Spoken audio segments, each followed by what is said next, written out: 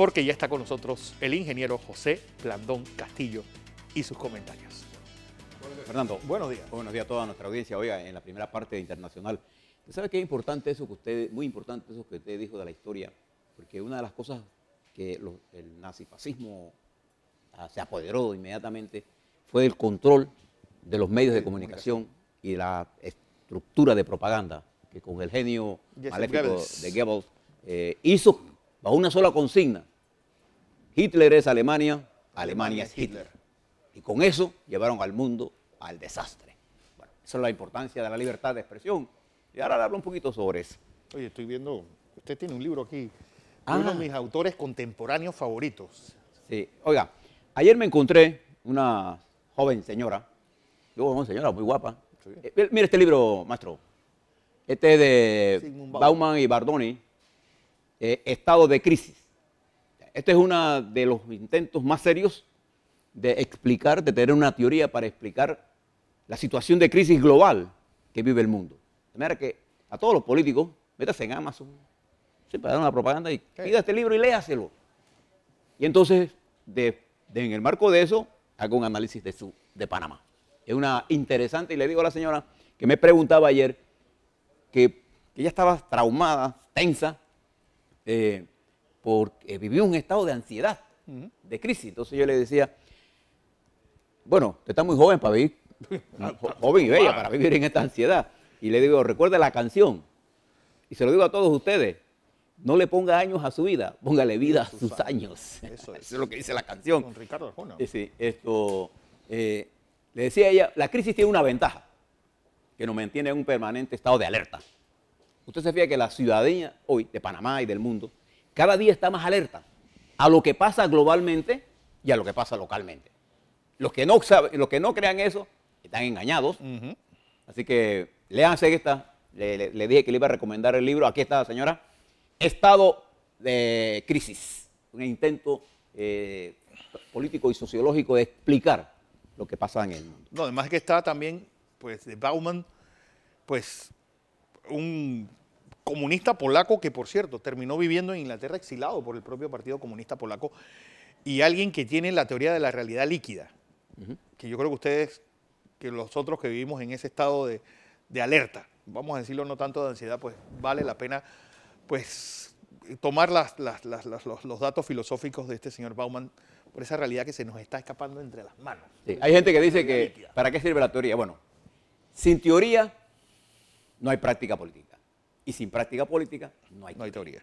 Así que aquellos que le dicen la idiotez de que leer es una idiotez, no le crea eso. Hay que leer, hay que prepararse para entender lo que está sucediendo. Oiga, rápidamente, España. España sigue siendo un elemento importante para entenderlo. Y fíjese lo que le voy a explicar. El problema de España no es se queda ahí, en España. Desde hace muchos años, ustedes recuerdan en el 2008, cuando la crisis en Serbia, Kosovo, que era una provincia básicamente de gente armenia, albana, perdón, es dividida de Serbia, y esa división que se hizo sin referendo siquiera, se hizo de una forma unilateral y por decreto, fue impulsada por los Estados Unidos y por algunos estados europeos. Todavía hoy Serbia considera a Kosovo una provincia autónoma de Serbia. Ese es uno de los intentos más serios de la reconstrucción de un Estado después de todo lo que pasó en Yugoslavia. España fue uno de los pocos países europeos que se opuso a eso. Y con toda razón, porque el Reino de España sabía que ese era un precedente funesto para el problema de las nacionalidades en España. España. Serbia hoy, consecuente con la actitud que España jugó en esa época, hoy reconoce la posición del Reino de España de mantener la unidad del gobierno español. Y fíjense esto que está pasando en Cataluña. Ayer, párese en el mapa, ponga Google y saque el Mediano Oriente. Ayer, el presidente de Turquía, fíjese Turquía lo que es uno de los pasos marítimos y de tránsito más importante que une Europa con Asia. Turquía es un país de tránsito de vital importancia. Turquía, el presidente Erdogan viaja a Irán a entrevistarse con el presidente Hassan Rouhani en Irán, en Teherán, para discutir que se oponen rotundamente a la fragmentación del Estado iraquí por la independencia que los kurdos proclamaron y se oponen y harán todo lo posible para impedir la ruptura del Estado iraquí. Lo mismo está pasando en Siria. La destrucción del Estado sirio era parte de una estrategia global para apoderarse de un paso estratégico, que es Siria.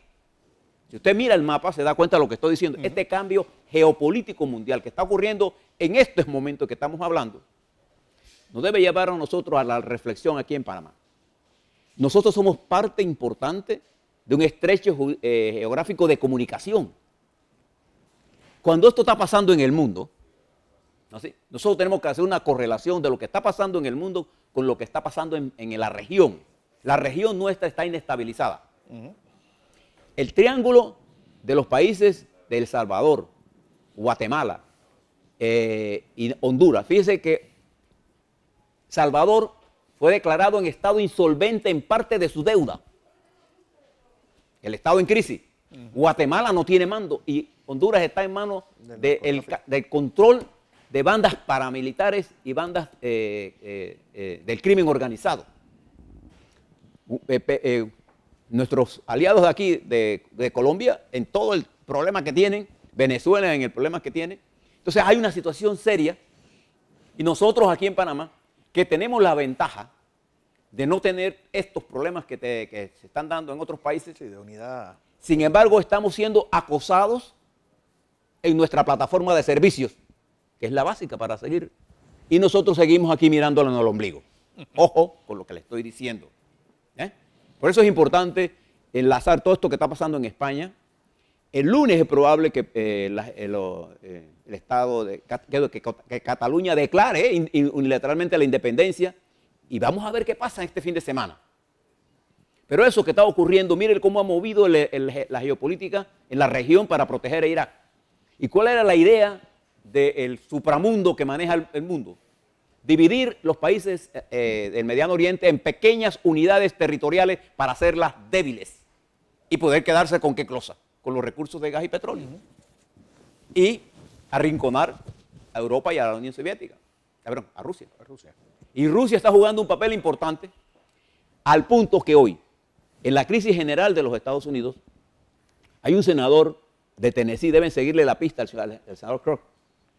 Él ayer, en un dramático llamado, porque yo no lo puedo calificar de otra forma, un senador republicano, conservador del estado de Tennessee, Fernando, estimados televidentes, le hacía un llamado a Tillerson, el secretario de Estado, al secretario de Defensa, al general Masters, y al secretario de jefe de gabinete, dos generales y el jefe de...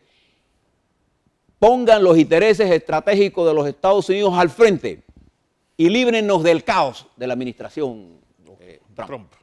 Fíjense lo que está ocurriendo. Mientras el mundo mueve esto, las geopolíticas se mueven, el presidente de los Estados Unidos se entretiene en mandar tweets. Y en pelear con los medios. En pelear con los medios, atacó ayer a la NBC de una forma violenta y el mundo sigue girando.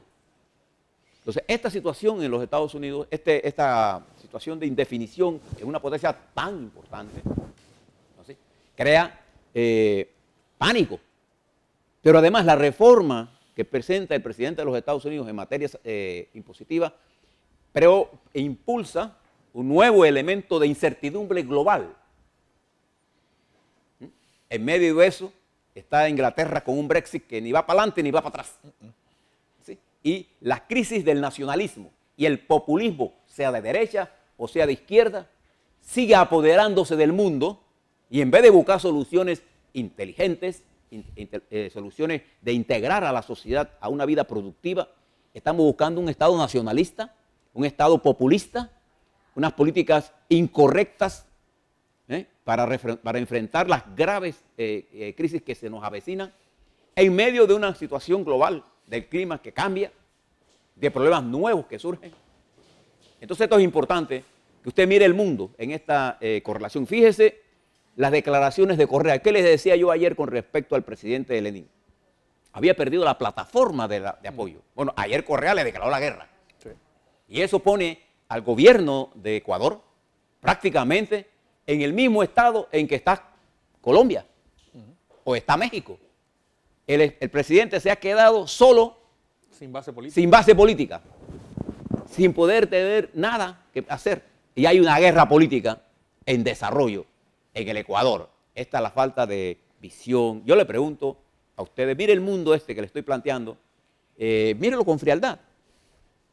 Y se pregunte ahora, ¿qué debemos hacer nosotros? Cubo Badis. ¿Hacia dónde vamos? ¿Hacia dónde vamos? ¿No? Hoy sale mucha información con respecto a nuevos eventos que se quieren hacer con empresas constructoras para que tengan una idea de lo que estamos haciendo.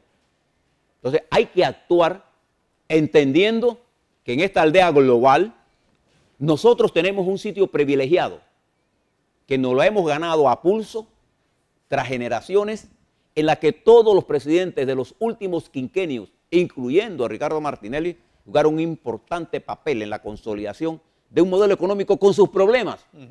Pero ahora nosotros estamos interesados en no mirar ni siquiera el país en su conjunto, sino mirar lo que está ocurriendo afuera.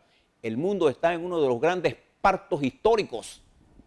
Hay un nuevo replanteamiento. Fíjese cómo la crisis de Corea del Norte ha pasado rápidamente a un cuarto lugar. Sí. ¿Se resolvió? No.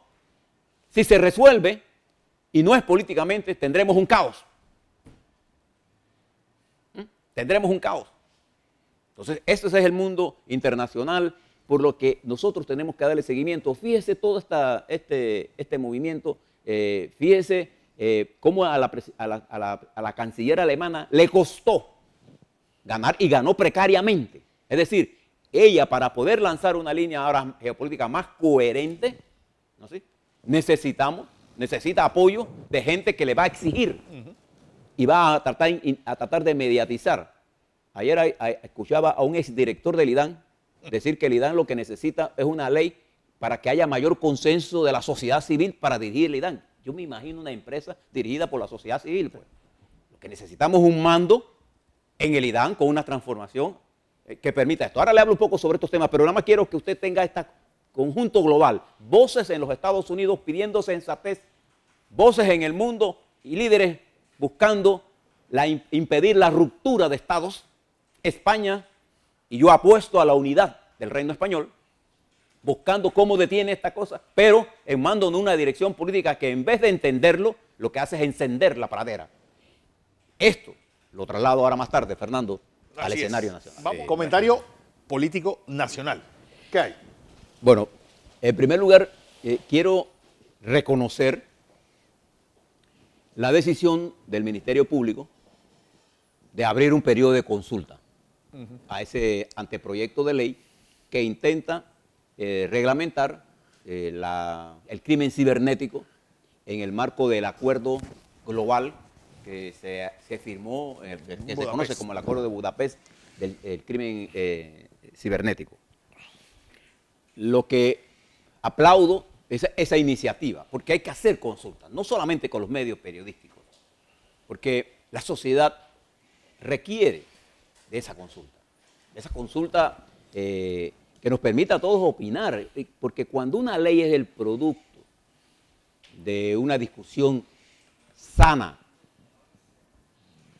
profunda, que la gente que tiene que sabe puede aportar la ley, tiene no solamente legalidad, sino legitimidad política.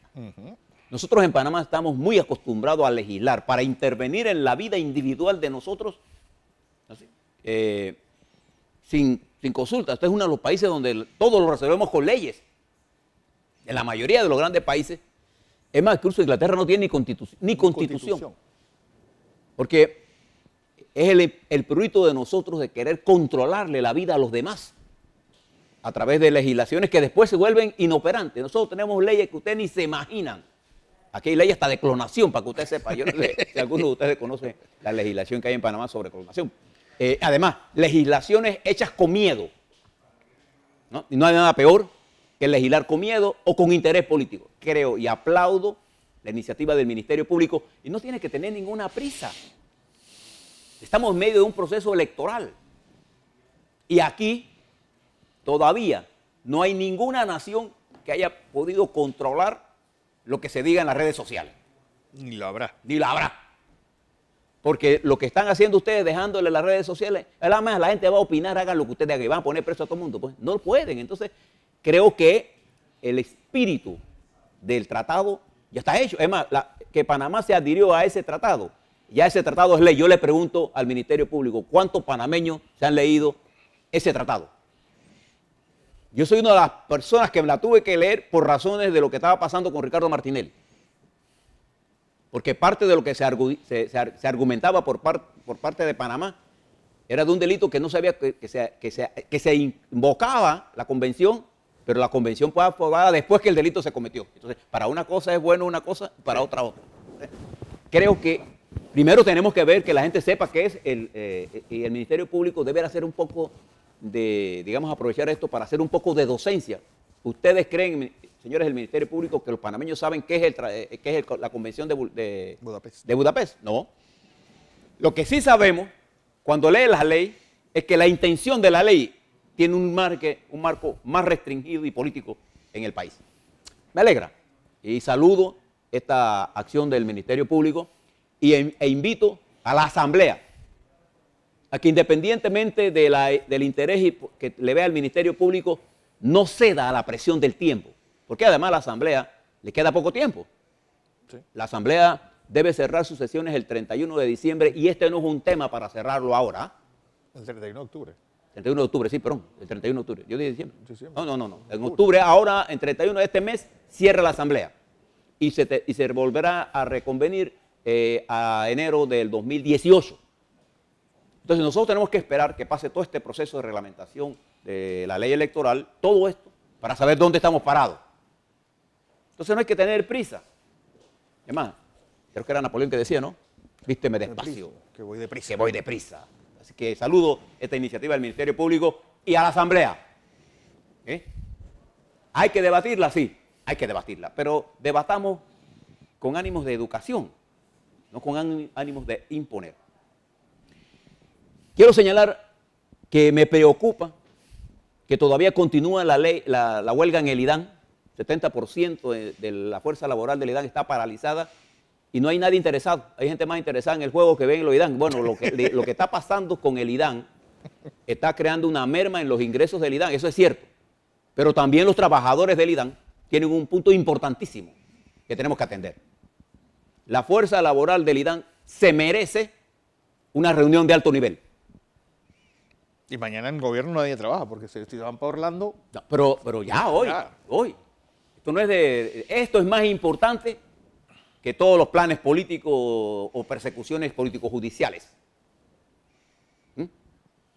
Creo que es más importante que el gobierno nombre una comisión de alto nivel y no pare de trabajar, hombre. Alguien tiene que trabajar, otros verán el juego.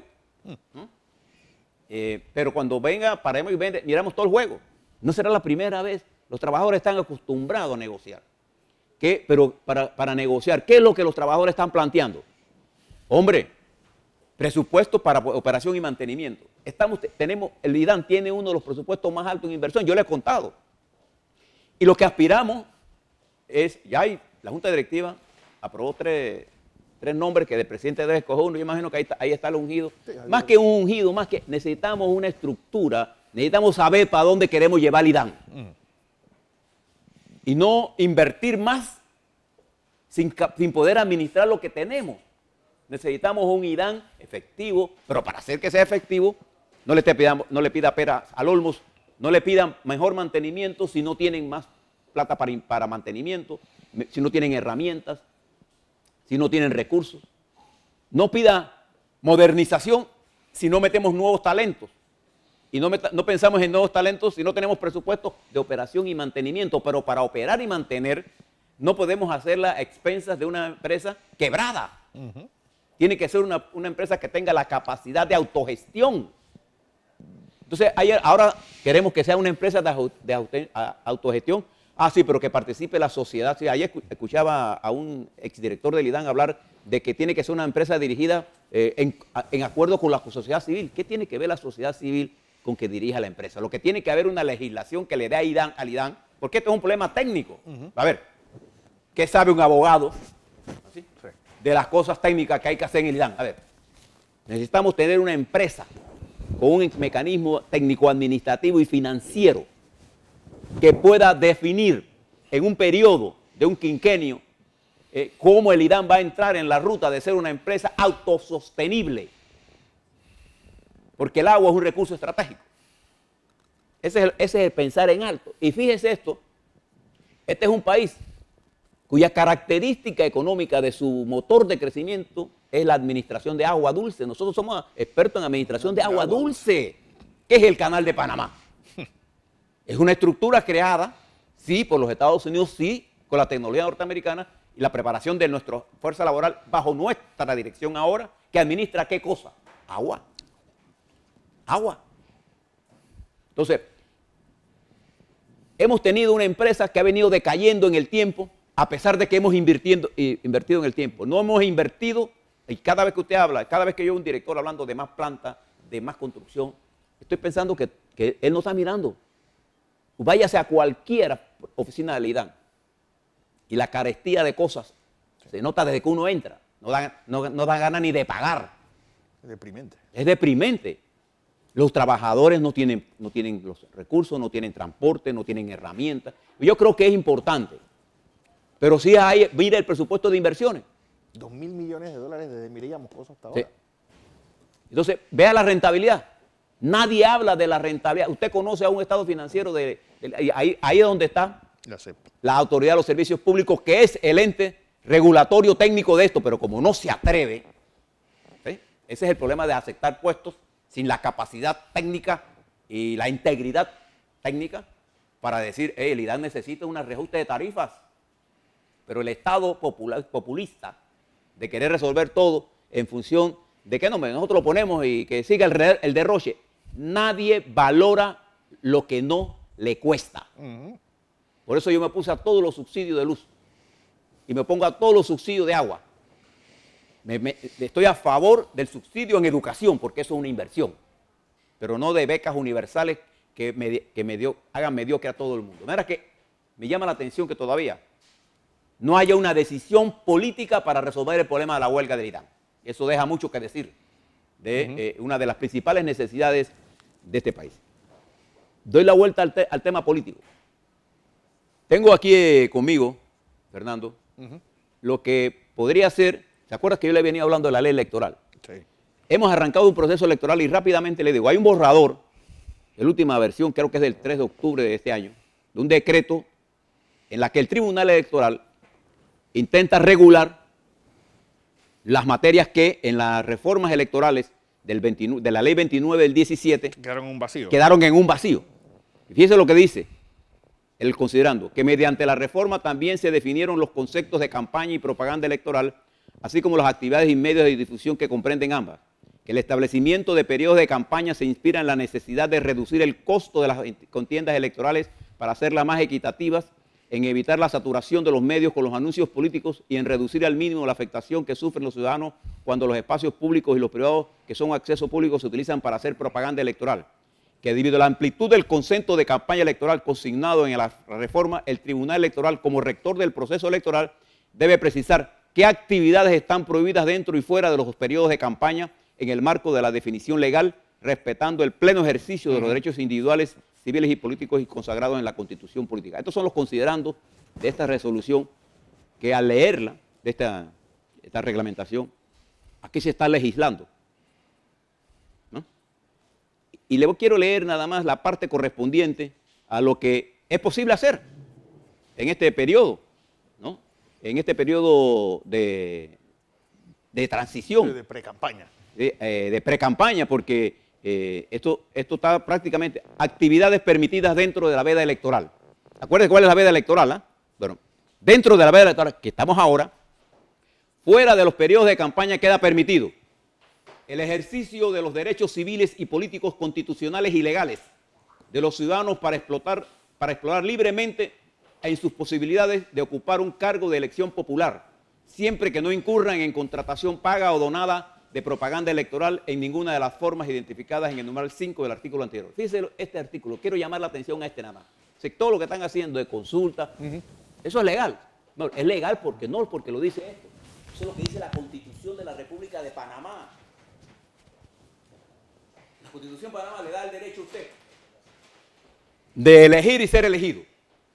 Le da el derecho a usted de ir a buscar los votos en el periodo que usted le da la gana. La Constitución está por encima de la ley, de cualquier ley y de la reglamentación. Entonces, el tribunal, lo que he venido planteándole, no existe ninguna duda que lo que están haciendo el cambio democrático, los candidatos presidenciales, Francolini, ¿cómo se llama? Rux, José Raúl, Lima. Es correcto, ellos tienen el derecho de auscultar ante su membresía si pueden o no correr por lo que está haciendo Juan Carlos Navarro, Nito Cortizo, Pérez Valladares, el que sea que esté haciéndole, Martín Torrijos, el que quiera correr, ¿no? Sí, o lo que están haciendo los panameñistas, en fin. Lo que viene ya la campaña es otra cosa. Pero ese periodo, ¿para qué son los partidos políticos? para hacer vida partidista. Para hacer vida. Ahora, hay reglamentaciones aquí que afectan la vida de la comunicación.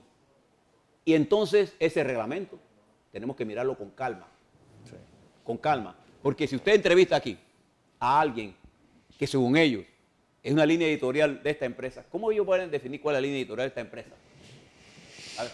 Entonces, ese es el problema de querer regular cosas que no tienen regulación. Entonces, una ley tiene un solo objetivo. La ley tiene un solo objetivo. Tratar de establecer un marco de referencia, ¿no así?, en el marco de la constitucionalidad. Claro. Punto. Para que la gente se mueva dentro de eso y poder yo definir como funcionario qué es lo que yo puedo o no hacer, y yo como no funcionario lo que la ley no me prohíbe. No me prohíbe. Eso es todo.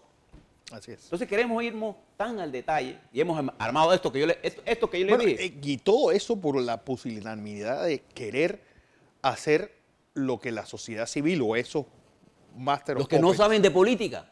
Esto es lo que uno... Por eso que tiene que leerse este libro, porque los antipolíticos, o los que crearon la antipolítica, que es la acción entonces, es el poder sustituyendo la política. Porque la política ha sido sustituida por el poder económico.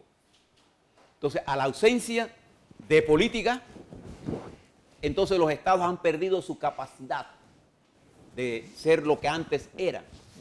Y están más preocupados por nimiedades, por ejemplo, balancear el presupuesto. ¿Qué importancia tiene el balance del presupuesto con respecto al bienestar de la gente? Un país con unas necesidades sociales tan grandes. Entonces, ese planteamiento, esta reglamentación que el tribunal dice tenerlo para la próxima semana, ya el tribunal está reconociendo lo que por derecho constitucional usted tiene.